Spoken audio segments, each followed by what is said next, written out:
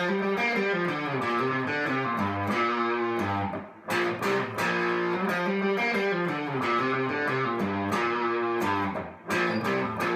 already written that today will be one to remember. A feeling so sad, like being outside of love.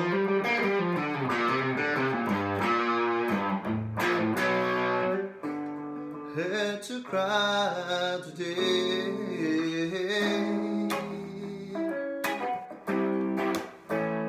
Well, I saw your sign and I missed you there.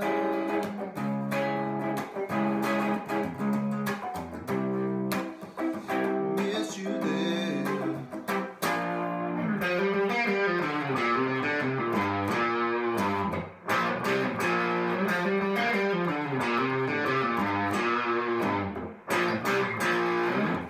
What's going on, everybody? This is Benjamin from Beat Imagine Music Studio.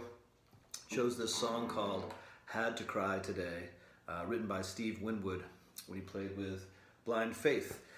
A couple weeks in a row we're talking about music that involves Eric Clapton.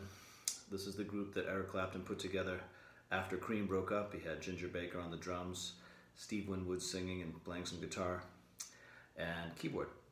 And then we had Rick Greck, that was in another great band called Family, which is worth checking out their record called In a Doll's House.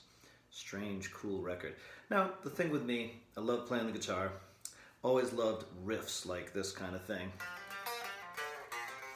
It's right up my alley of something that I would choose to play because it's just so much fun to work at. A lot of different things I want to talk about with this song. Again, it's my favorite time period is kind of around the time the Beatles began, maybe 1963, right up through 1972 or so. Such a rich time period for guitar. Blues was fusing with rock and roll, and people were combining all kinds of styles. Steve Winwood did a great job writing this song. So some things about it to get you going and teach you to play the riffs.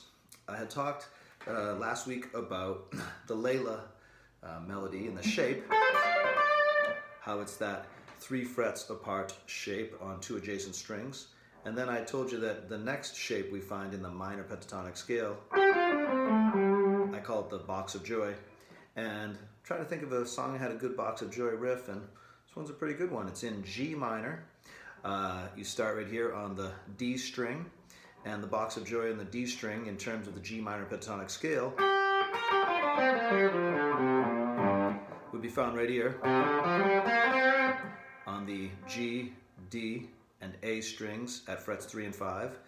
And so their riff is featuring this root note. It's G note, but it starts on this F behind it, which is the 3rd fret, and plays with a hammer-on to begin. Of course, when you work on your hammer-ons, you have to imagine the inside of a piano where those hammers strike very quickly and strong. If you don't do that, you won't get a sound. It's not working. I have to hit it pretty strong. And the melody goes all through that Box of Joy. Then he moves over to this location, plays the open D string, some power chords here. Don't forget, some power chord technique is that my first finger is holding the A string, my ring finger is holding the D string, 1st fret, 3rd fret, but my pointy finger has an extra job. He's also touching this northern string. Sounds weird right now, but when I strike the chord, if I strike that string as well, you can't hear it because I'm taking care of it with some muting. If I didn't do that and accidentally played it, ooh, it's the worst thing ever. There we are. Got to have that good strength and precision of this first finger doing those 2 jobs, plays this note and touches the northern string. That's that basic riff. Again, you might say, well, this looks different, Ben, because we're not just in that 3rd position location, we're over here now. Well, that's when you need to learn about what we call the sliding minor pentatonic scale. Instead of playing, play it like this. So the riff again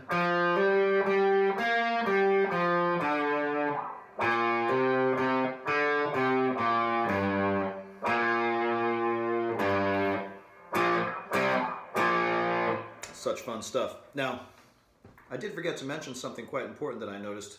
Similar issue with this song that we found with that song Layla by Derek and the Dominoes is when you go to play with the CD, if you're in standard tuning, you'll find that it doesn't match up.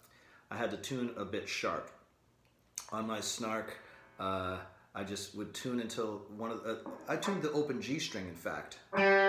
Because if you think about it, the riff is in G minor, and I know they're playing a lot of notes, but the overall tonal center is G. So I just played my open G string, tuned it up, saw what it said in the snark, and matched all the strings to that, or just tuned by ear against that string. That's important because for some reason, like I said, this track is a little bit sharp. So besides that amazing minor pentatonic, could be easily one of the top, definitely one of the top 100 rock guitar riffs of all time. And just fun to play, you know. That's why I enjoy it. After he plays that riff, he starts his singing, and the chord progressions are quite interesting. He's playing a G minor pentatonic riff, then goes to a C chord to start singing a bit. I guess would be the verse. I like to play C in this location. If you don't know what I'm doing, you're thinking this should be C right here. It can be, but there's different locations to play C chords. You want to learn about them. I like the sound of the C right here. Of course, Eric Clapton's doing a lot of different picking and some couple of tracks of guitars underneath that, but I just wanted to show you the basic chord. C chord, sings, blah, blah, blah, plays the riff, goes back to that chord, sings, plays the riff. But as they go into the chorus, instead of going, they play B flat B. So 1 3 to 2 4, because you know that B chord should resolve at E. That is a really unique thing that happens, but not unique to the blues. But I feel just kind of interesting the way the chords get put together. The bass is implying an E, and he's playing that chord progression that blues players play. It's sort of an ending like, but playing it like, and doesn't quite finish to the E. At that moment, the band plays a C sharp chord. Could be located right here if you like. Could be right here if you like. Then they jump over to a C and then A. The timing is really interesting. It's kind of like 1 2 3 4 1 2 1 2 3 4 1 and 2 and 3 and 4 and. What a cool composition is that little measure of only 2 4. Then they go back to that E blues turnaround type of thing, and it's like 1 2 3 4 1 2. This time 1 2, same chord 3 4, but 1 2 3, 2 bars of it, and then a full 1 2 3 4 1 2 3 and it goes to a B flat chord that time, and then the riff. If you're like me, you're just really intrigued by interesting chord progressions like that. Brilliant, works out so great, and of course the passionate way he sings, just so incredible. So now the next thing I wanted to talk about that you could enjoy with this piece is, like so much music, it's fun to play by yourself, play with the record at home, but to get together with a friend and jam on this thing is just really a heck of a lot of fun. So what you would do with a friend is you both would be playing this riff,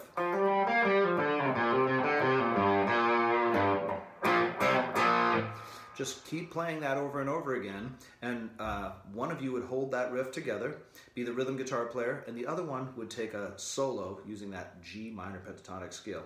Just for reference, you may wonder, what am I doing with my volume and changing my how loud I am, which also backs off on the overdrive. I'm just using this volume pedal, keeping it full when I get that overdriven strong sound, and then when I want to put the chords, I'll back off a bit. So if you want to get going with a friend on this, one of you plays that scale, the other one holds the riff together. Now, what we should do that I think will be a lot of fun is, for a moment, I'll show you what it might sound like if I'm just jamming along with myself. But then at the end of the video, I'll give you like a good full minute of me just playing the riff, and you should play right on top of it. So I'll show you what I mean, where I can have some fun improvising the G minor pentatonic scale over the progression. I'll probably, of course, start out with the traditional place to play G minor pentatonic, the favorite position that we talk about so often, but I'll also use sliding pentatonic. I probably will use all the 5 standing positions and the 2 sliding positions to get all over the fretboard. One of the things I thought that I would do is simply play it out of my computer and play some guitar behind it, but I thought to myself, I gotta plug it into the good speakers, so hopefully it'll sound good behind me. And I'm not gonna do any split screen video stuff or anything like that, because I wanted you to be able to do the same thing that I'm doing in real life at home.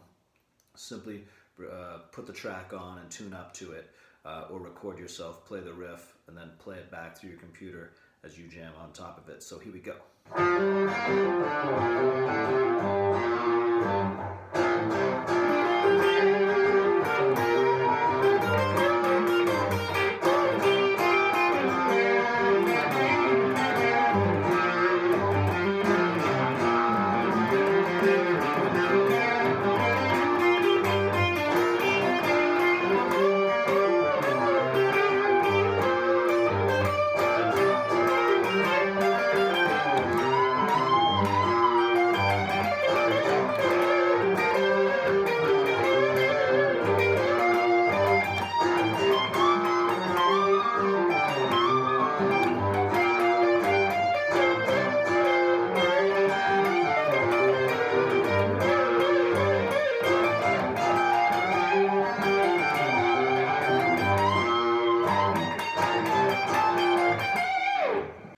Dude, you just ripped a hole in the time continuum of outer space.